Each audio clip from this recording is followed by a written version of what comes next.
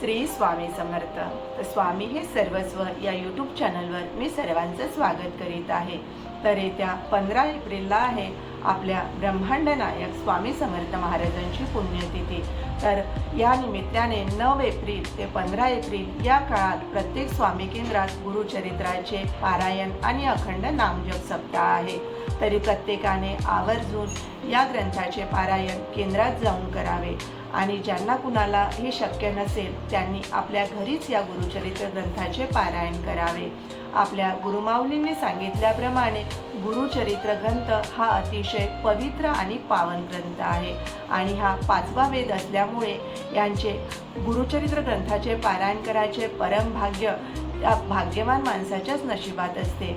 त्यामुळे प्रत्येकाने या गुरुचरित्र ग्रंथाचे पारायण करावे आणि या गुरुचरित्र ग्रंथाचे पारायण कसे करावे, त्यासाठी आहारात कोणते नियम पाळावे, कोणत्या दिवशी कोणते अध्याय वाचावे याची संपूर्ण माहिती आपल्या गुरुचरित्र ग्रंथाच्या पहिल्या पेजवर दिली आहे। आणि आपल्या कुटुंबात जर कोणत्या समस्या असतील, कलह असतील, कुणाचे विवाह जमत नसतील, कुणाच्या लग्नात अडथळे येत असतील, कुटुंबात कलह वाद असतील, कुणाच्या संततीविषयक समस्या असतील, कुणाचे विवाह जमत नसतील, तर या सर्व समस्यांवर एकच उपाय, तो म्हणजे गुरुचरित्र ग्रंथाचे पारायण। तर प्रत्येकाने गुरुचरित्र ग्रंथाचे पारायण करावे आणि याच्या सुंदर अनुभूती घ्यावा। तर प्रत्येकाला श्री स्वामी समर्थ। आजच्या व्हिडिओमध्ये मी इथेच थांबते। तुम्हाला आजचा व्हिडिओ कसा वाटला ते मला कमेंट्स करून सांगा।